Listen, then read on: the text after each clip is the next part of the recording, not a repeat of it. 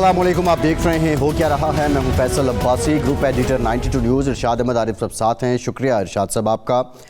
गज़ा piece board की दस्तावेज़ पे दस्तखत हो गए हैं और सदर ट्रंप के साथ साथ वो ममालिक 19 के करीब ममालिक हैं जिन्होंने इस बोर्ड में शमूलियत इख्तियार की है। पाकिस्तान की जानिब से सऊदी अरब, तुर्किया, इंडोनेशिया और दीगर इस्लामी ममालिक हैं, कलीदी इस्लामी ममालिक हैं जिनमें UAE भी शामिल है।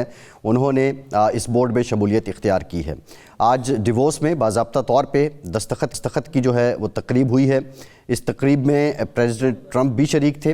वज़ीर-ए-आज़म शहबाज शरीफ के साथ उनकी मुलाकात भी हुई और इस दौरान प्रेसिडेंट ट्रंप की जानिब से दरियाफ़्त किया गया कि फ़ील्ड मार्शल किधर हैं। उन्होंने उनको भी इशारा किया और मुस्कुराहटों का तबादला भी यहाँ पर हुआ।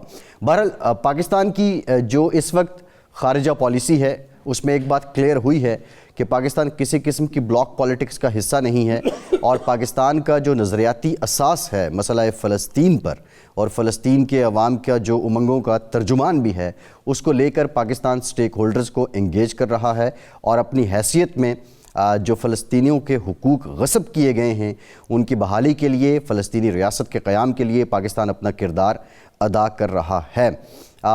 ये जो विजुअल्स हैं इस वक्त आप स्क्रीन पे भी देख रहे हैं, डेफिनेटली ये गम्माज़ हैं पाकिस्तान की ख़ारिजा पॉलिसी के। साथ ही साथ जो मकसद है गज़ा पीस प्रपोज़ल का, अब बाज़ाब्ता तौर पे इस पे जो मुस्लिम ममालिक की बड़ी तादाद की एंट्री के बाद लगता है कि जो फ़लस्तीनियों के हक़ में आवाज़ है उसका पलड़ा भारी हो रहा है। आज के प्रोग्राम में इस पर मुफस्सल गुफ्तगू करेंगे।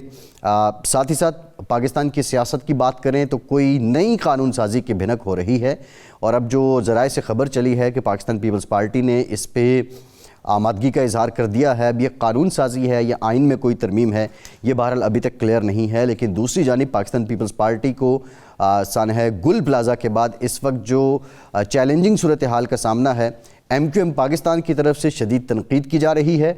मुस्तफ़ा कमाल जो वफाकी वज़ीर सेहत भी हैं, आज उन्होंने ये मुतालबा किया है कि कराची को वफाक के हवाले कर दिया जाए और 18वीं तरमीम के बाद उन्होंने कहा कि हमारी नस्ल कुशी शुरू हुई है। बहरहाल ये इंतहाई संगीन इल्ज़ाम है, इसकी हकीकत क्या है ये हम उन्हीं से जानने की कोशिश करेंगे। साथ ही साथ इस वक्त जो गिले शिकवे हैं MQM के, क्या MQM 27वीं आइनी तरमीम में जब उन्होंने आर्टिकल 140 में तरमीम की तजवीज़ दी थी, 26वीं आइनी तरमीम में, वो 27वीं में भी नहीं हो सकी, तो क्या वाक़तन आर्टिकल 140 में कोई तरमीम होने जा रही है? इन तमाम मामलात पे हम बात करेंगे। इरशाद साहब, मोस्ट इम्पॉर्टेंट जो गज़ा पीस बोर्ड है उसकी दस्तावेज़ पे दस्तखत हुए, पाकिस्तान ने भी दस्तखत किए, तुर्किया ने भी दस्तखत किए, दीगर ममालिक के जो नुमाइंदगान हैं वो भी वहाँ पर शरीक थे। ये कितना बड़ा स्टेप है टूवर्ड्स फ़लस्तीनी अवाम जिन पे जुल्म बर्बरियत की इंतहा कर दी नेतन्याहू ने, उनके हुकूक की बहाली के लिए और उनकी जो आज़ाद अलहदा रियासत का मुतालबा है उसकी तकमील के लिए। देखिए, ये जो बोर्ड है ये पीस बोर्ड इसका नाम रखा गया है, तो इसका मतलब ये है कि यहाँ वहाँ अमन व अमान की सूरत हाल बेहतर करनी है और वो जो स्टेबलाइजिंग फोर्स बननी है उसका इससे ताल्लुक़ नहीं, ये अलग चीज़ है जी। इसने तामीर नौ के काम करने हैं और तामीर नौ में ज़ाहिर बात है कि पैसा भी दरकार होगा, प्लानिंग भी दरकार होगी, वहाँ अमन सबसे पहले होगा तो फिर ये डेवलपमेंट की बारी आएगी। लेकिन इसमें दिलचस्प जो बात है वो ये है कि जो यूरोपीय ममालिक हैं वो इसका हिस्सा नहीं बन रहे, ये अजीब सी बात है। तो अब ये मुस्लिम ममालिक जो इसका मेंबर बने हैं, ख़ास तौर पर सऊदी अरब, पाकिस्तान, तुर्की, मिस्र, और उनकी ज़िम्मेदारी बनती है कि इसको वाकई वो पीस बोर्ड के तौर पर लें, तामीर नौ में काम करें और फिर जो यूरोपीय ममालिक हैं उनके तहफ़्फ़ुज़ात को भी सुने। और इसराइल चूँकि इसके अंदर मौजूद है तो इसराइल को ये हक़, ये मौका ना दें कि वो अमेरिका के बलबूते पर यहाँ अपनी मनमानी कर सके। ये बहुत बड़ी ज़िम्मेदारी होगी ये पीस बोर्ड के अरकान की और मुस्लिम अरकान। बिल्कुल ठीक है इरशाद साहब, बज़ाहिर जो कॉम्पोजिशन है मुस्लिम ममालिक की तादाद भी ज़्यादा है तो इससे लगता है कि जो फ़लस्तीनियों के हक़ में आवाज़ भी ज़्यादा जानदार होगी। हमें ज्वाइन किया है वफाकी वज़ीर सेहत और MQM पाकिस्तान के सीनियर रहनुमा मुस्तफ़ा कमाल साहब ने। मुस्तफ़ा साहब, बहुत शुक्रिया आपका। आज आपने फरमाया कि 18वीं तरमीम के ज़रिए हमारी नस्ल कुशी की जा रही है اور کراچی جو ہے وہ وفاق اس کا چارج سنبھال لے، وفاق کے سپرد کر دیا جائے۔ شرجیل میمن کہتے ہیں کہ کیا 18ویں ترمیم کرنے سے یہ معاملات اور یہ حادثات رک جائیں گے؟ تو اتنی ایگریسو لائن مصطفیٰ کمال صاحب آپ کیوں لے رہے ہیں؟ 18ویں ترمیم کے تو بہت سے فوائد بھی ہوئے ہوں گے۔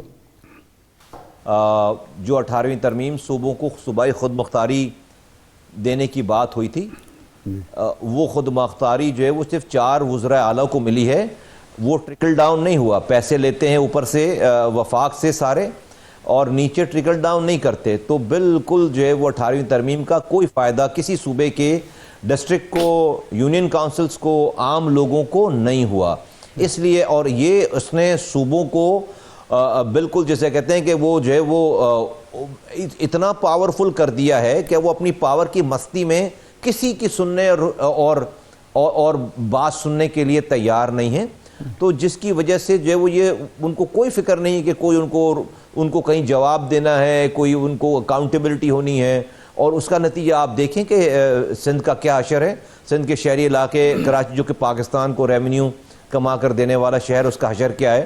تو اس ہمیں تو کوئی عوام کو تو کوئی فائدہ نہیں ہوا۔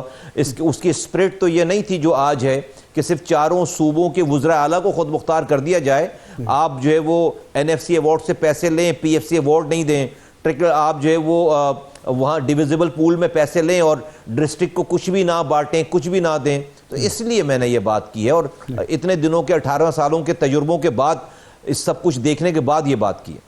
اچھا مصطفیٰ صاحب، اب حکومت اس وقت آپ حکومت کا حصہ ہیں، حکومت مسلم لیگ کی ہے۔ یہ ترمیم جب 10 میں ہوئی تھی تو 13 میں میاں نواز شریف صاحب کی حکومت آ گئی تھی، وہ 5 سال حکومت رہی مسلم لیگ کی۔ وہ تجربہ ان کو بھی ہوا ہوگا، اور ہم سمجھتے ہیں، ہمیں معلوم ہے کہ اس وقت بھی یہ باتیں ہوتی تھی کہ صحت اور تعلیم کے حوالے سے 18ویں ترمیم کا نقصان ہوا ہے۔ تو ابھی تک آپ وفاقی حکومت کو، مسلم لیگ کو، اپنی اتحادی جماعت کو قائل کیوں نہیں کر سکے کہ جی یہ واقعی خاص طور پر کراچی اور سندھ کے حوالے سے اور عمومی طور پورے ملک کے حوالے سے یہ ترمیم جو ہے نقصان دہ ہے، اور یہ اختیارات سارے منجمد ہو گئے ہیں وزرائے اعلیٰ میں، اور نیچے نہ وسائل تقسیم ہوئے ہیں نہ اختیارات تقسیم ہوئے ہیں؟ پاکستان میں ارشاد عارف صاحب صحیح ٹائم پر اور قائل ہو کر لوگ فیصلے نہیں کرتے، مجبور ہو کر کرتے ہیں، اور جب تباہی بربادی سر پر آ جائے جب کرتے ہیں۔ تباہی بربادی سر پر آ گئی ہے، پاکستان کا نظام اس نظام میں نہیں چل رہا۔ آپ دیکھیں کہ گورننس لوگوں کے ڈور اسٹیپ تک ڈیلیور ہو ہی نہیں پا رہی، اور اس کا نتیجہ یہ ہو رہا ہے کہ لوگ جو ہے وہ بددل ہو رہے ہیں۔ لوگ جس کو جو آپ دیکھیں کہ آج سوشل میڈیا یا آج گراؤنڈ پہ چلنے ہوئے ایک عام آدمی کو کتنی سیٹسفیکشن ہے، اس سے ذرا بات کر کے دیکھ لیں۔ اس کی وجہ یہ ہے کہ جس ٹول نے، جس وہیکل نے، جس سسٹم نے اس کے ڈور اسٹیپ پہ اختیارات اور وسائل اور اس کو سرو کرنا ہے، وہ سسٹم ہی پاکستان میں مسنگ ہے۔ اور جب اس کی بات کریں تو آج کے موجودہ جو ہمارے پروونشل گورنمنٹ پہ جو برجمان لوگ ہیں، وہ اس پہ کمپرومائز کرنے کے لیے تیار نہیں ہے۔ تو وقت اب یہ آ گیا ہے کہ ہمیں لوگوں کی جو ہے وہ ذاتی خواہشات کو بچانا ہے یا پاکستان کو بچانا ہے۔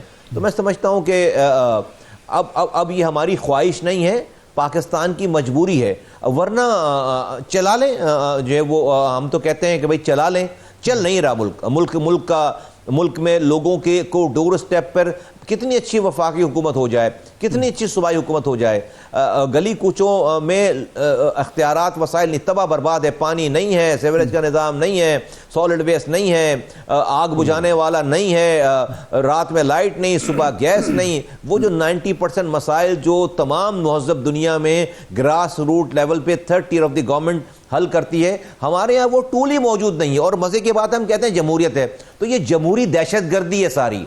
یہ جو پاکستان میں اس وقت کا نظام ہے، یہ جمہوری دہشت گردی ہے۔ جمہوریت کی صرف کیا، یہ 1200 لوگوں کو پارلیمنٹ میں ہونے کا نام ہے جمہوریت، مصطفیٰ صاحب آپ جو بات کر رہے ہیں، مصطفیٰ صاحب کویسچن یہ ہے، ایک جانب آپ کراچی کو وفاق کے حوالے کرنے کی بات کرتے ہیں، دوسری جانب آپ ڈیلیوژن آف پاور کی بات کرتے ہیں، اور پھر آپ PFC کی بات بھی کرتے ہیں۔ یہ تو ایک کنٹرڈکشن ہے کہ آپ ایک شہر کو کہتے ہیں کہ وفاق اس کا نظام دیکھے، اور دوسری جانب آپ کہتے ہیں کہ 3rd tier جو ہے وہ اختیارات کا استعمال بھی کریں۔ تو یہ دونوں مطالبات آپ کے کیسے مان لیے جائیں؟ ان میں تو بظاہر کوئی ایک کھلا تضاد نظر آتا ہے۔ نہیں اچھا آپ کا کیا خیال ہے کہ ویسے ہی خام و خواہ میں کچھ بھی نہیں ہوا ہے اور میں خام و خواہ میں جو ہے وہ کراچی کو وفاق کے زیر اثر اور کنٹرول میں کرنے کی بات کر رہا ہوں؟ نہیں بھائی، سانحات پہ سانحات ہو رہے ہیں. ہر دن جو ہے وہ ایک نیا سانحہ ہے کراچی میں. کراچی جو ہے وہ جو کہ 70% ریونیو کما کر دینے والا شہر ہے، وہ جو ہے وہ روزانہ بلیڈ کر رہا ہے.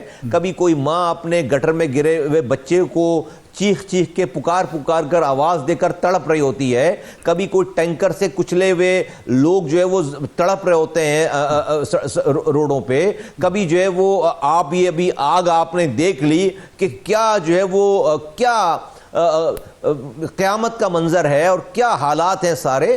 مطلب یہ کوئی بات ہی نہیں ہے. تو آل آف اے سڈن جو ہے مجھے ایسی خیال آ گیا بیٹھے بیٹھے نہیں. اور جو میں بات کر رہا ہوں وہ آپ کے جناب ذوالفقار علی بھٹو شہید جو کہ اس آئین کے بانی ہیں، انہوں نے آرٹیکل 148 اور 149 میں یہ آپشن دیا ہے انہوں نے کہ اگر صوبے اپنی ذمہ داری پوری نہیں کریں تو وفاق کو انٹروین کرنے کا اختیار ہے، کیونکہ لوگوں اس پرٹیکولر صوبے کے لوگوں کی سیفٹی سیکیورٹی پاکستان کی بقا کو بچانے کے لیے یہ آئین میں یہ شک رکھی گئی ہے. تو میں بالکل کوئی ایلوژن میں الگ سے بات نہیں کر رہا. آپ نے تو لوکل گورنمنٹ کے حوالے سے بات کی نہیں کر رہے نا.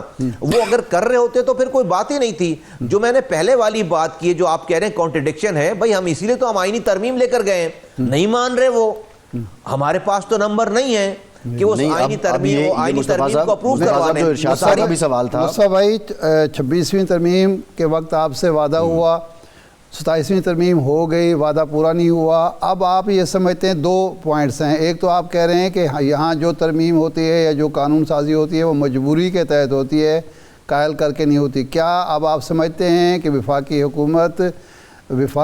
حکومت کا جو اتحاد ہے وہ مجبور ہو چکا ہے کہ ایسی قانون سازی کریں گے جس سے کراچی کے عوام کو فائدہ ہو؟ دوسرا یہ ہے کہ کیا آپ نے قائل کر لیا ہے اب جو قانون سازی ہوگی اس میں آپ کی بات سنی جائے گی، مانی جائے گی، یا پھر اسی طرح ٹال دیا جائے گا؟ کہ جن کے ساتھ ہم اتحادی ہیں، PMLN، اس نے ہمارے ساتھ لکھ کر ایگریمنٹ سائن کیا ہوا ہے. دوسری بات، وزیر اعظم پاکستان انہوں نے فلور آف دی ہاؤس پہ کیبنٹ میں فلور آف دی ہاؤس پہ، پھر جو کیبنٹ کے ممبران ہیں یونی ووکل ہو کر سب نے ہماری اس آئینی ترمیم کی تائید کر رکھی ہے. خواجہ آصف صاحب، رانا تنویر صاحب، احسن اقبال صاحب اور رانا ثناء اللہ صاحب، یہ سب اور ایوری بڈی، میں پوری کیبنٹ کی بات کر رہا ہوں، معذرت میں 4 نام لے رہا ہوں. پھر فلور آف دی ہاؤس پہ آپ ڈیفنس منسٹر صاحب کی، رانا تنویر صاحب کی اور دوسرے ممبران کی، آپ خواجہ آصف صاحب کی آپ گفتگو سنیے، احسن اقبال صاحب کی آپ گفتگو سنیے. یہ وہ سارے کیبنٹ کے لوگ ہیں. کیبنٹ میں ہم موجود تھے، یونی ووکل ہو کر پوری کیبنٹ نے تائید کی. یہاں تک کہا گیا کیبنٹ نے کہا کہ پاکستان کو خاکم بدن نقصان پہنچے گا اگر ہم نے MQM کی اس آئینی ترمیم کو جو کہ ڈیولوشن کے اوپر ہے اگر اس کو ایکسیپٹ نہیں کیا. وہ چلی گئی اسٹینڈنگ کمیٹی میں، وہاں پہ بھی ہمارے پاس میجورٹی تھی، وہاں پہ بھی ساری پارٹیز نے ایکسیپٹ کیا. صرف ایک پارٹی نے ایکسیپٹ نہیں کیا، وہ پیپلز پارٹی ہے. انہوں نے کہا کہ اگر آپ نے فلور پہ بھی اس کو پیش کیا تو ہم اور جو شکے ہیں ہم اس پہ بھی ووٹ نہیں دیں گے. اور تمام مجبور ہو گئے. ہمیں کہا گیا بھائی جو ہے وہ صبر کر لیں، صبر کر لیا. لیکن اب اس کی کوئی کاسٹ ہے نا، کوئی ٹائم ہے، کب تک ہم کتنے اور بھائی دیکھیے ارشاد صاحب، ویری سمپل، ہم جہاں رہتے ہیں یہاں پر صوبائی حکومت پیپلز پارٹی کی ہے زبان کے بنیاد پر، ٹھیک ہے. یہاں پر جو ہے وہ ہمارا تو وزیر اعلیٰ نہیں آنے والا، تو وزیر اعلیٰ اگر نہیں آنے والا ہمارا آگے اس بنیاد پر فرض کریں تو یعنی کہ ہم ہمیشہ محکوم رہیں گے، ہم ہمیشہ یرغمال رہیں گے. ہم جب تک ہماری نسلیں ہیں تو پیپلز پارٹی کی حکمرانی رہے گی اور ہم ان کی صوبے میں حکمرانی رہے گی. اور جہاں تک کراچی کا معاملہ ہے پیپلز پارٹی تو کہتی ہے کہ 2 سال سے بلدیہ پیپلز پارٹی کے پاس ہے. اس سے پہلے وسیم اختر صاحب میئر تھے اور وہ بے اختیاری کا رونا روتے رہے. بلدیہ کراچی میں پچھلی کئی دہائیوں سے MQM کے پاس رہی ہے. تو اداروں کی کیپیسٹی بلڈنگ یا یہ جو دیگر آج یہ حادثات ہو رہے ہیں، یہ تو بنیادی کام آپ کی جماعت اور آپ کی حکومت نے کرنے تھے اور آپ نے نہیں کیے ہیں. اچھا میری عرض سن لیجئے 3 سال میئر صاحب کو ہو گئے اور 2 سال اس سے پہلے وہ ایڈمنسٹریٹر تھے, یہ 5 سال ہو گئے. اس سے پہلے وسیم اختر صاحب کا زمانہ تھا تو آپ نے سارے اختیارات اور وسائل نکال لیے نا. یہ جو آئینی ترمیم پہ ہم جا رہے ہیں, ہم کیوں نہیں کہہ رہے کہ بھائی الیکشن کرا دو, ہم تو کہہ رہے ہیں آئینی, کیونکہ جو آپ نے صوبائی قانون بنایا لوکل گورنمنٹ کا, اس میں آپ نے سب کچھ, جب تھوڑا بہت اختیار تھا تو مصطفیٰ کمال جب اس شہر کا میئر تھا ایم کیو ایم کی طرف سے, تو یہ کراچی دنیا کے 12 تیزی سے ترقی کرنے والے شہروں میں شامل نہیں تھا. کیا کراچی کی دنیا مثال نہیں دیتی تھی کہ آج تک لوگ اس کام کو یاد نہیں رکھتے؟ تو ہم نے یہ پروف کیا نہیں ہے. ایسے ہی تھا کراچی, اتنا ہی لاوارث تھا کراچی, یہی حالات تھے؟ نہیں جناب, ایسا نہیں تھا, اور دنیا جانتی ہے, اور یہ ریکارڈڈ ہے, یہ ہماری بات نہیں ہے. تو میں اپنے جو میری پہلی بات نہیں کمپلیٹ ہوئی میری, کہ صوبے میں ہماری حکومت آ نہیں سکتی, اسی لیے دنیا بھر میں یہ مقامی حکومتوں کا نظام بنایا گیا کہ بھئی ہر جگہ ایک ہی نسل, رنگ, نسل, زبان کے لوگ 100% نہیں ہو سکتے. وہاں پر کوئی مائنورٹی بھی ہوگی, اس مائنورٹی کو بھی سینس آف پارٹیسپیشن اور سینس آف اونرشپ دینے کے لیے ایک چھوٹا مقامی حکومتوں کا نظام بنایا جائے. ہم سندھ میں اگر تو ہم کہتے ہیں کہ بھئی ہم برابری پہ ہیں اگر سینسز ہو جائے, چلیں آپ نے سینسز کو 2 نمبر کر کے ہمیں اقلیت میں رکھا ہوا ہے, تو اس اقلیت میں آپ بن جاتے ہیں وزیر اعلیٰ. تو یہ شہروں کا نظام آپ نے اپنے قانون سازی سے چھین لیا ہے. وہ آپ آئینی ترمیم نہیں ہونے دیتے کہ بھئی لوکل گورنمنٹ کا اختیارات مل جائیں, کہ چلے بھئی صوبہ آپ چلائیں, کم سے کم جو ہم اپنے لوکل جو مسائل ہیں وہ تو ہم حل کریں, وہ آپ ہونے نہیں دیتے. تو کیا کریں ہم, مجھے بتائیں, ہمیں بتا دیا جائے نا کہ بھئی آپ کو بھی مرنا ہے, آپ کو ابھی اپنی نسل کشی کروانی ہے, اور یہ سب کچھ جو ہے وہ جمہوریت کے نام پر ہو رہا ہے. یہ جمہوری دہشت گردی ہے, غضب خدا کا. آپ سوچ سکتے ہیں اب ان کی حکومت جائے نا تو ان کو امریکہ کی جمہوریت یاد آ جائے گی, ان کو برطانیہ کی جمہوریت یاد آ جائے گی. ابھی ان کی حکومتیں کوئی ٹاپل کرے آ کے تو ان کو دنیا بھر کی امریکہ میں سوچ سکتا ہے کوئی کہ 5-5 سال جو ہے وہ میئر کیا ہوں گے. برطانیہ میں کوئی سوچ سکتا ہے کہ لندن کا ایک دن بھی میئر نہیں ہوگا. آج آپ پورے پاکستان میں بغیر لوکل گورنمنٹ کے, اور اگر کہیں ہے بھی لنگڑی لونگڑی یہاں پہ, تو اس کے آپ نے سارے جو ہے وہ اعضاء توڑے ہوئے ہیں اور آپ لوکل گورنمنٹ چلا رہے ہیں. اب یہ میری خواہش, میری بات نہیں ہے. اچھا اگر میں کہتا ہوں میری بات کو بالکل رد کر دیں آپ دونوں حضرات, بہت محترم ہے میرے لیے, تو یہ کیوں چل رہا ہے پاکستان؟ صحیح, یہ گٹر میں ایک دن کا واقعہ گرنے کا, یہ آگ جو ہے وہ اسی طرح سے مینج کی جاتی ہے, یہ شہر پورا کھدا ہوا ایسے ہی ہوتا ہے. تو آپ خود بتائیے نا کہ بھئی چلے میری بات ساری غلط, تو پھر آپ جو لوگ جس کو اعتراض کر رہے ہیں یا سوال کر رہے ہیں وہ حل بتا دیں نا. یا تو سب کچھ اچھا چل رہا ہو اور ہم ایک نئی بات کر رہے ہو تو کہنا یار سب صحیح تو چل رہا ہے سارا. بھئی نہیں چل رہا نا, آپ کے اس نظام میں صحیح نہیں چل رہا. آپ کو لوگوں کے سینٹیمنٹس پتہ ہیں جن کے گھروں میں لاشیں گئی ہیں اس ساری چیزوں میں, آپ کو ان کی فیلنگ لوگوں کا پتہ ہے. تو یہ بہت ظلم اور زیادتی والی بات ہے کہ, اور پھر کیا یہ آخری واقعہ ہے؟ اس کے بعد کوئی واقعہ نہیں ہوگا, اس کے بعد کوئی سانحہ نہیں ہوگا کراچی میں. ہم تو روزانہ سانحات کو جو ہے وہ دیکھ رہے ہیں اور بھگت رہے ہیں. تو میں بہت سب کچھ دیکھنے کے بعد, یہ بات خوشی سے نہیں کر رہا, یہ بات حالات اور واقعات دیکھنے کے بعد کر رہا ہوں. ہمیں نہیں سن رہی پیپلز پارٹی کی صوبائی حکومت, کوئی ہمیں امید نہیں رہ گئی, وہ نہیں سننا چاہتے, وہ ہمارے وجود کو ہی تسلیم نہیں کرتے. نہیں مصطفیٰ بھائی, اب یہ بتائیں کہ کیا اب ایم کیو ایم نے اور آپ نے یہ طے کر لیا ہے کہ اگر کراچی کو وفاق کے حوالے نہیں کیا جاتا, 18ویں ترمیم کی جو شکیں آپ سمجھتے ہیں کہ جمہوری دہشت گردی کا سبب بن رہی ہیں وہ واپس نہیں ہوتی, صوبوں کی نئے سرے سے تشکیل نہیں ہوتی, تو پھر آپ کا لائحہ عمل کیا ہوگا؟ کیونکہ ظاہر بات ہے اب بھی اگر ترمیم آئین میں ہونی ہے تو پیپلز پارٹی کی مرضی کے بغیر تو نہیں ہوگی, اور مسلم لیگ نون آپ کی بجائے پیپلز پارٹی کو ترجیح دے گی. جی ہم جدوجہد کریں گے, ہم سیاسی جدوجہد کریں گے, ہم جدوجہد کریں گے, ہم لوگوں کو آواز لگائیں گے ارشاد صاحب, اور ہم جو ہے وہ جدوجہد کریں گے. میں ابھی تو آپ کو اتنا ہی کہہ سکتا ہوں, کیونکہ ہم اب یہ ایک ایک کر کے جو ہے وہ باری باری, میں سمجھتا ہوں کہ ہمیں اس طرح اپنے آپ کو مارنا نہیں چاہیے, اور ہم نہیں مریں گے. ہم جدوجہد کریں گے, ہم سیاسی جدوجہد کریں گے. نہیں لیکن یہ فرمائیں کہ وفاق کے پاس اگر کراچی کنٹرول چلا جائے یہاں مسلم لیگ بھی رہی ہے، 2-3 بار صوبہ اس کے پاس رہا ہے، یہاں کراچی کی سیٹیں اس کے پاس رہی ہیں، تو اس نے بھی تو کوئی ایسا نظام نہیں بنایا جس کی وجہ سے یہاں کے عوام مطمئن ہوں، یہاں کا سسٹم ٹھیک ہو گیا ہو، یہاں حادثات نہ ہوتے ہوں. تو کیسے ہوگا کہ وفاقی حکومت کے پاس جانے کے بعد کراچی کے معاملات ٹھیک ہو جائیں گے؟ دیکھیے یہاں تو جو تعصب ہے پروونشل گورنمنٹ کا، وہ تو جو وہ اب اس پہ کوئی دو رائے نہیں رہ گئے. 18 سالوں سے ہم بھگت رہے ہیں. آج ہم وفاق کے سے جب کچھ بات کرتے ہیں تو کہتے ہیں ہم تو سارے پیسے دے دیتے ہیں، 18ویں ترمیم کے بعد صوبائی خود مختاری دے دی، آپ ہم سے بات نہ کریں، آپ جو ہے صوبوں سے بات کریں. آپ بتائیں ہم کہاں جائیں؟ تو یہ جو میں بات کر رہا ہوں یہ کوئی غیر آئینی بات، میں تو آرٹیکل 148 149 میں کوٹ کر رہا ہوں نا، ذوالفقار علی بھٹو صاحب کے آئین کی کتاب سے کوٹ کر رہا ہوں نا. تو کوئی تو جب آئین بنانے والوں نے کسی وجہ سے یہ والی شکیں رکھی ہوں گی نا، تو بھائی یہ کوئی میں بڑی پہلے دن بہت آئیڈیل سچویشن میں تو یہ بات نہیں کر رہا، یہ تو مجبوری میں یہ والی بات کر رہا ہوں کہ آپ نہیں سن رہے، آپ نہیں کر رہے.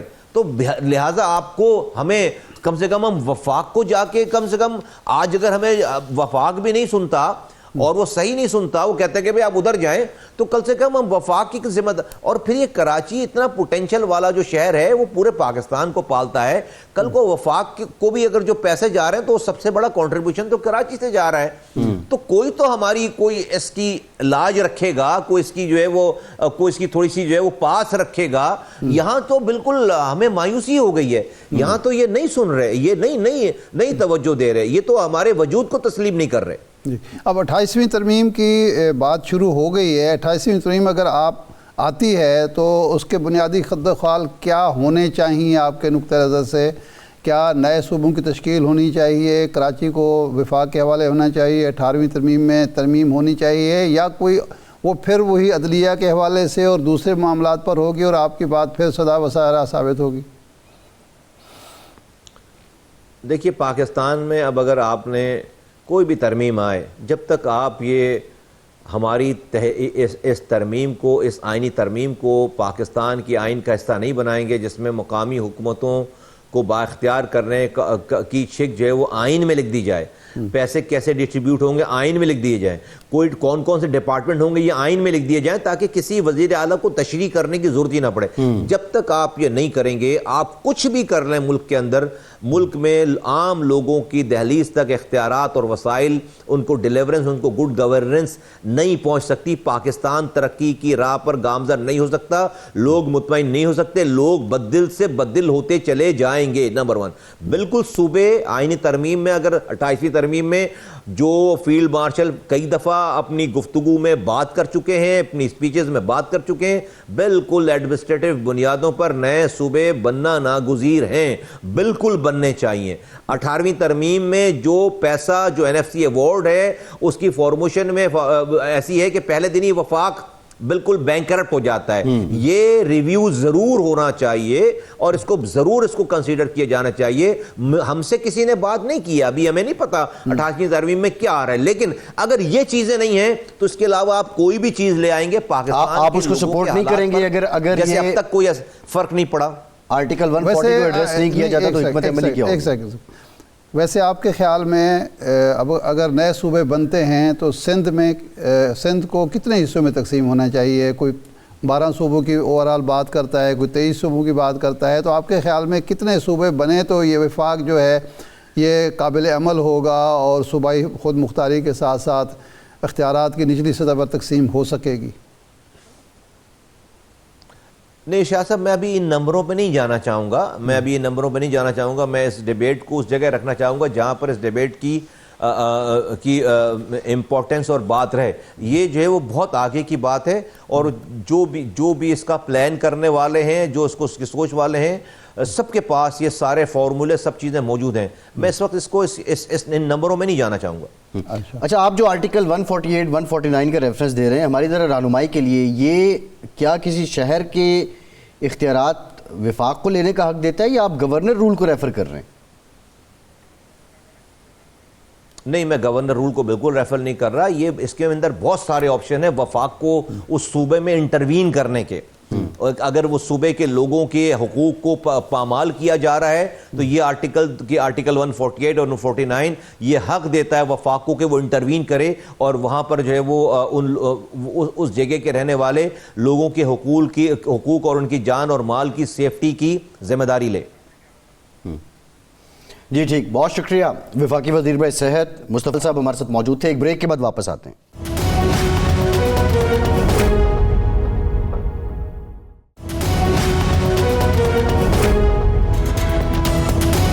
بریک کے بعد ایک بار پھر سے آپ کا خیر مقدم کرتے ہیں. ہمیں جوائن کیا ہے سینیٹر اور لیفٹیننٹ جنرل ریٹائرڈ عبدالقیوم صاحب نے. بہت شکریہ جنرل صاحب آپ کے وقت کا.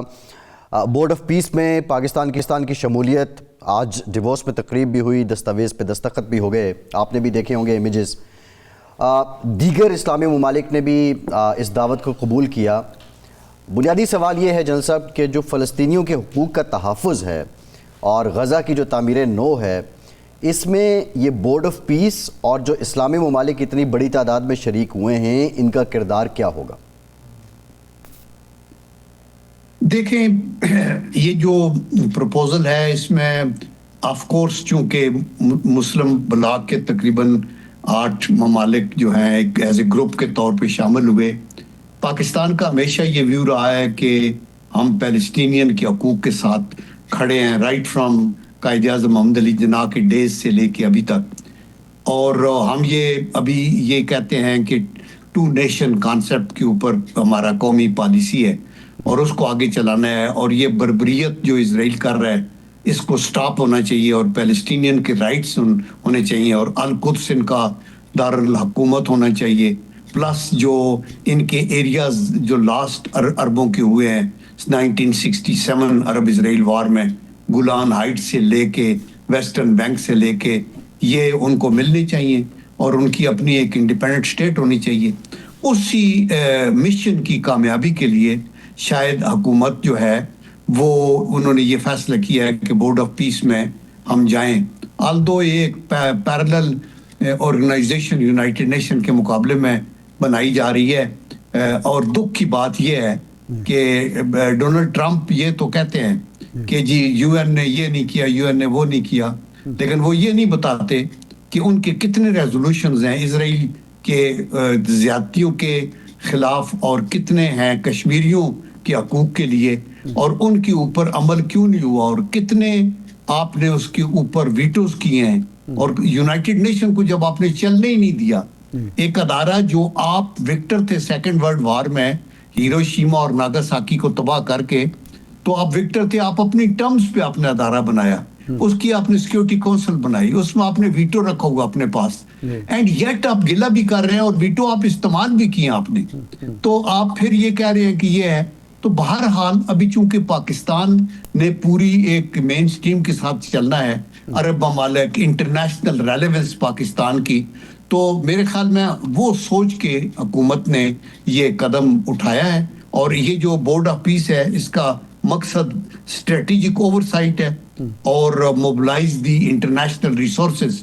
تو اس لیے پاکستان باقی مسلمان ملکوں کے ساتھ وہاں کھڑا ہے. اور ایک اور جو عام بات ہے اور جس پہ انڈیا کو بھی وہ پریشانی ہے کہ یہ بورڈ آف پیس جو ہے اس کی ایکٹیویٹی صرف پیلسٹینین کی ایشوز تک محدود نہیں رہیں گی. تو دیٹ مینس کہ ہمیں اس کا ایک ہر چیلنج میں اپرچونٹی بھی ہوتی ہے نا، ہم اس کو ایکٹیویٹ کریں. زیادہ مسلمان ممالک ایک ارب ڈالر دے کے وہ جو اسپیشل کونسل بنانا چاہتے ہیں اس میں جائیں اور پھر یہ کشمیریوں کے حقوق کی بات کریں اور کہیں جی کہ آپ بورڈ آف پیس اگر بین الاقوامی سطح پہ امن ہی کرنا ہے تو آپ آئیں اور یہ دیکھیں کہ ان کے ساتھ کیا ہو رہا ہے. تو میرے خیال میں ان ساری پروز اینڈ کونس کو دیکھ. جن صاحب، ماضی کا جو تجربہ ہے اقوام متحدہ کا جو آپ نے بیان کیا ہے کہ اگر ایسٹ تیمور کا ایشو ہو تو فوراً قراردادوں پر عمل درآمد ہو جاتا ہے، سوڈان دارفر کا ایشو ہو فوراً عمل درآمد ہو جاتا ہے، کشمیر کی کسی قرارداد کو درخور اعتراض نہیں سمجھا جاتا. اسرائیل کے بارے میں تو ٹرمپ صاحب اور امریکہ اتنا حساس ہے کہ عالمی عدالت اس کو مجرم قرار دیتی ہے اور عالمی عدالت کے فنڈز بھی بند کر دیے جاتے ہیں، ان کو دھمکی بھی دی جاتی ہے کہ فیصلہ واپس لیں ورنہ ایسی کی تیسی. تو یہ پیس بورڈ ہے، کیا یہ بھی اسی طرح تو نہیں ہوگا کہ امریکہ اس کو صرف اپنے مقاصد کے لیے استعمال کرے گا اور یہ بھی بتائیں کہ ہم تو اس کے حق میں ہے کہ زیادہ سے زیادہ مسلم ممالک کو اس کا حصہ ہونا چاہیے اور اپورچونٹی کے طور پر استعمال کرنا چاہیے، لیکن یہ یورپی ممالک کیوں نہیں اس میں شامل ہو رہے؟ برطانیہ ہے، فرانس ہے، دوسرے ہے، اس کی کیا وجہ آپ کو نظر آتی ہے؟ دیکھیں وہ آبویسلی وہ یہی چاہتے ہیں نا کہ یونائٹڈ نیشن کا اگر ادارہ ہے اور اس کو ہمیں ایفیکٹو اور پوٹنٹ رکھنا چاہیے، اور یہ جو نیا ادارہ بنا رہے ہیں یہ انٹرنیشنل ادارہ اس طرح سے نہیں ہے، یہ ون مین شو ہے، because total veto power Trump کے پاس ہے، جو وہ فیصلہ کریں گے اور وہ یہ تا حیات اس کے ہیڈ ہے.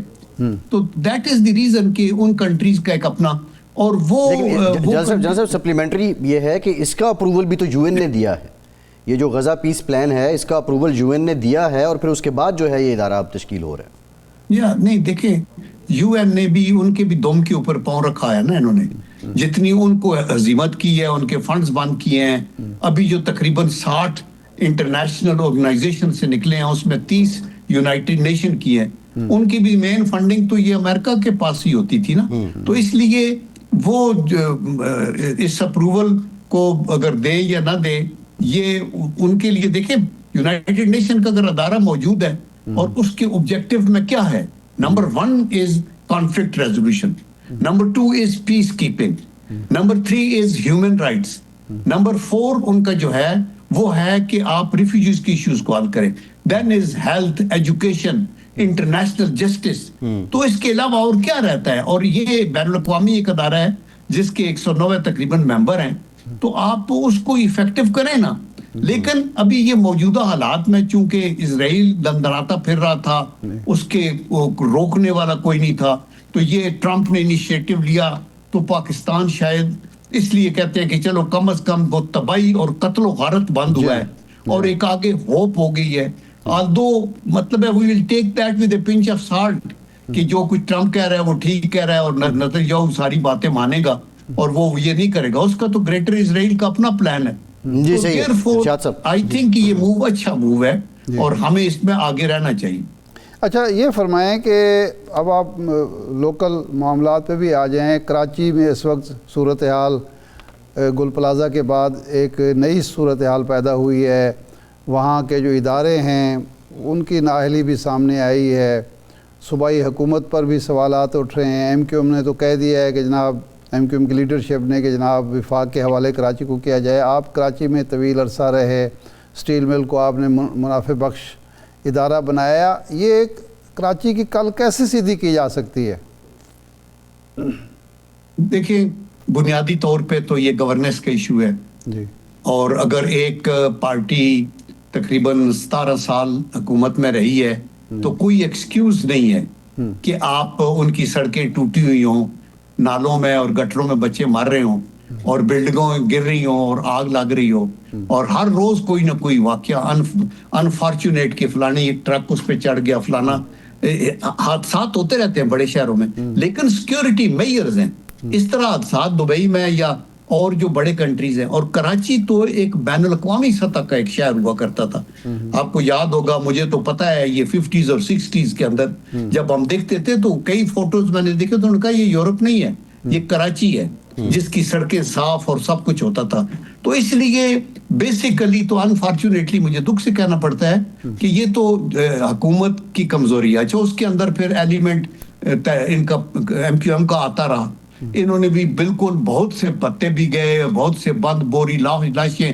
اس وقت میں MS2 پرائم منسٹر تھا مڈ 90s کے اندر، آنکھیں نکال دی، ہڈیوں میں ڈرلنگ ہو رہی، عقوبت خانے بنے ہوئے تھے، وہ تباہی ہوتی رہی. درمیان میں جماعت اسلامی کے ناظم آئے، انہوں نے کچھ اچھے کام کیے، اور پھر یہ جو مصطفیٰ کمال جب آیا تو اس کو بھی پوری بیک جو تھی وہ پرویز مشرف صاحب کی تھی. میں اسٹیل مل کا چیئرمین تھا، تو انہوں نے ہمیں کہا کہ جی یہ جو قائد آباد فلائی اوور بنانا ہے تو آپ اسٹیل مل والے جو ہے اس کے لیے پیسے دیں. تو میں نے 32 کروڑ روپیہ دے کے وہ، اور باقیوں کو بھی مل کیا انہوں نے، جتنی کارپوریٹ پی آئی اے، مشین ٹول فیکٹری، مل ملا کے تو وہ کام ہوتے رہے. ایک فلائی اوور بنا دو، یہ کرو، کراچی کو بلڈ کرنا ہے. تو میرا مطلب ہے کہ اس طرح، تو میں نے ان کو پھر بتایا کہ دیکھیں اسٹیل مل اگر منافع میں ہے اور اللہ کا کرم ہے ہم نے 3 سالوں میں 18 ارب پروفٹ کمایا ہے, تو میں نے اس میں سے 6 ارب گورنمنٹ کو ٹیکس دیا ہے, کیونکہ ہماری لائبلٹی زیرو ہو گئی ہے, تو اس لیے ہم ٹیکس دیتے ہیں, تو یہ آپ کا کام ہے.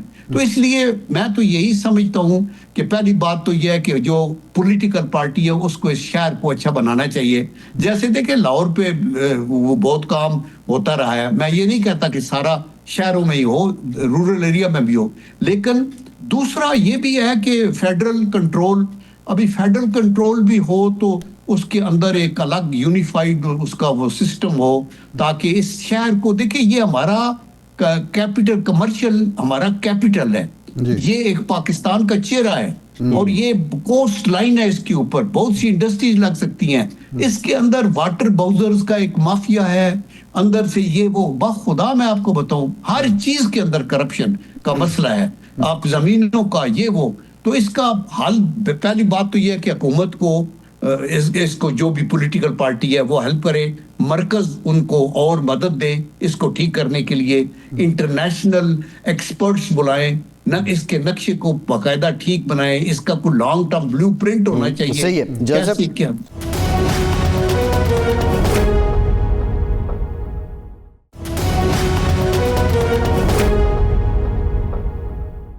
آپ نے اسٹیل مل کا ذکر کیا ہے, موجودہ جو حالت ہے اسٹیل مل کی, کتنا پوٹینشیل ہے, کوئی ریوائیول کے چانسز ہیں, کیونکہ گورنمنٹ اس کو ایک بڑی لائبلٹی ہے گورنمنٹ کے لیے؟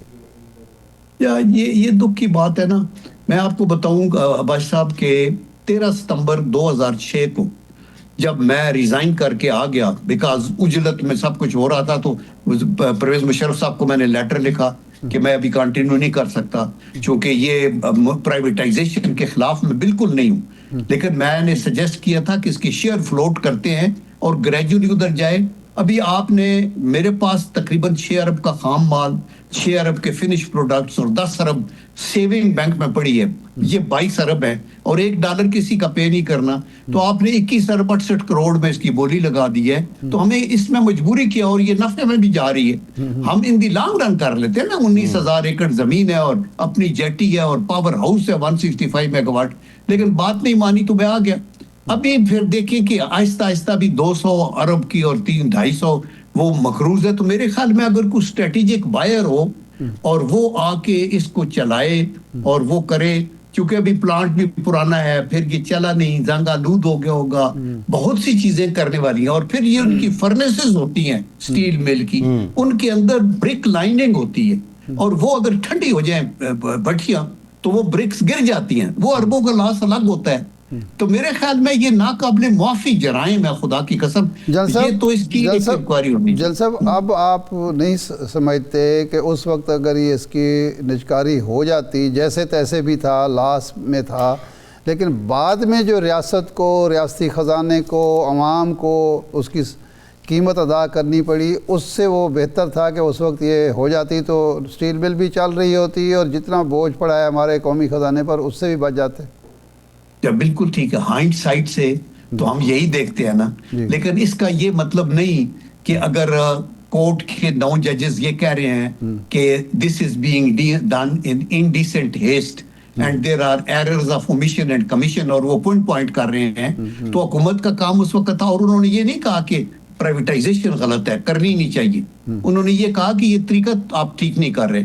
تو اس وقت ہو جاتی یس تو بہت اچھا ہوتا, میں تو کہتا ہوں وہ بہت اچھا ہوتا, لیکن اگر نہیں ہوا تو اس کا مطلب ہے کہ فوراً جو پوائنٹ آؤٹ ہوئے تھے ان کو ٹھیک کر کے ریویو میں جا کے دوبارہ آپ اس کو پرائیویٹائز وہ کر دیتے. لیکن بات یہ ہے نا, جو یہ ادارے جو ہے ان کا اچھا ہونا یا برا ہونا کا تعلق اس سے نہیں ہے کہ یہ پبلک سیکٹر میں ہے یا پرائیویٹ سیکٹر میں. ایک ادارہ جو اس کا سارا دارومدار گورننس پہ ہے, اگر گورننس پور ہوگی تو ایون پرائیویٹ سیکٹر والے, ابھی لوگ کہتے ہیں نا انڈسٹریز بند ہو رہی ہیں, لوگ بھاگ رہے ہیں, انرجی نہیں ہے, یہ نہیں ہے, کرپشن, تو میرا مطلب یہ ہے کہ گورننس بہتر ہو تو ادارے پبلک سیکٹر میں بھی چل سکتے ہیں, پرائیویٹ سیکٹر میں بھی چل سکتے ہیں. پبلک میں وہی چلنے چاہیے جو آپ کی فوڈ سیکیورٹی سے ریلیٹڈ ہوں, جو آپ کی ڈیفنس کے ساتھ ریلیٹڈ ہوں, جو آپ کے میگا انفراسٹرکچر کے ساتھ ریلیٹڈ ہوں, تو وہ آپ اس میں رکھیں جیسے چائنا نے اپنا کیا. تو اس لیے ابھی آئی ہوپ کہ گورنمنٹ اس کے اوپر کو فیصلہ کر کے تو اسٹیل مل کو دس وے اور دیٹ وے ضرور کرے گی. اچھا اب سیاست پہ آ جاتے ہیں. 18ویں ترمیم کے حوالے سے آپ سینٹ آف پاکستان کے ممبر بھی رہے, اس وقت بھی ڈسکشن ہوتی رہی. آپ سمجھتے ہیں کہ 18ویں ترمیم میں ایسی کمزوریاں ہیں, ایسی کمی ہے جس کی وجہ سے مصطفیٰ کمال صاحب کو یہ کہنا پڑ رہا ہے کہ اس سے کراچی کے عوام کی نسل کشی ہو رہی ہے, سارا پیسہ جو آتا ہے وہ سارا کا سارا صوبہ رکھ لیتا ہے اور وزیر اعلیٰ کے اختیار میں ہوتا ہے, عام آدمی کو, عوامی اداروں کو, بلدیاتی اداروں کو کچھ بھی نہیں ملتا, اور ایک جو بھی صوبائی حکومت ہوتی ہے وہ منمانی کرتی ہے, وفاق بھی کنگال ہو جاتا ہے, عام آدمی کو کچھ بھی نہیں ملتا, اور کچھ لوگ خوشحال بھی ہو جاتے ہیں اور ان کے بارے نیارے بھی ہو جاتے ہیں. دیکھیں یہ جو 18th امینڈمنٹ کا ہے نا, جی یہ اس کا یہ ہے کہ آپ اس کے تقریباً 85 آرٹیکلز جو ہے امینڈ ہوئے ہیں اور اوور 100 امینڈمنٹس چھوٹی چھوٹی کی گئی ہیں. تو یعنی اس کا ہم جب بات کرتے ہیں 18th امینڈمنٹ تو عام پبلک کا بندہ یہ سمجھتا ہے کہ وہ ایک امینڈمنٹ ہے وہ ختم ہو جائے گی. اس کا ریویو ہوتا رہا ہے اور ماضی میں بھی 18th امینڈمنٹ کے اندر بہت سی چیزوں کو اوپر نیچے کیا بھی گیا ہے. تو اس لیے یہ کہنا کہ وہ حرف آخر ہے یہ بھی غلط ہے, چونکہ اگر آئین امینڈ ہو سکتا ہے تو 18th امینڈمنٹ کے اندر اگر کوئی بہتری چیزیں تو کی جا سکتی ہے. 18th امینڈمنٹ میں بہت اچھے پوائنٹ بھی ہیں, لیکن یہ پوائنٹ بھی کہ آپ نے ابھی مثلا یہ بہت اچھا پوائنٹ ہے کہ آپ صوبوں کو دیں فنڈز اور صوبے پھر اپنی لوکل گورنمنٹس کو دیں اور لوکل گورنمنٹس چلیں. تو اگر آپ نے اس کے اوپر عمل ہی نہیں کر رہے تو کوئی طریقہ بھی اس کا کوئی نہیں ہے. تو اس کے اندر امینڈمنٹ اوپن مائنڈ کے ساتھ ڈسکشن کے ساتھ کی جا سکتی ہیں, اور اس کا یہ مطلب نہیں کہ ساری امینڈمنٹ کو ایک قلم کے ساتھ ختم کیا جا سکتا ہے. تو آف کورس وہ جیسے اوپن ہے پورا آئین, اسی طرح 18th امینڈمنٹ بھی اوپن ہے, اس کی شکوں کو ڈسکس کریں اور دیکھیں کہ امپروو کیسے کیا جا سکتا ہے. اور 18th امینڈمنٹ کے بعد ابھی تو 26 اور 27 اور 28 کے چکر میں ہم آ گئے. باش جنرل ریٹائرڈ عبدالقیوم صاحب آپ کا, ارشاد صاحب آپ کا شکریہ. آج کے پروگرام سے اتنے ہی اجازت دیجیے.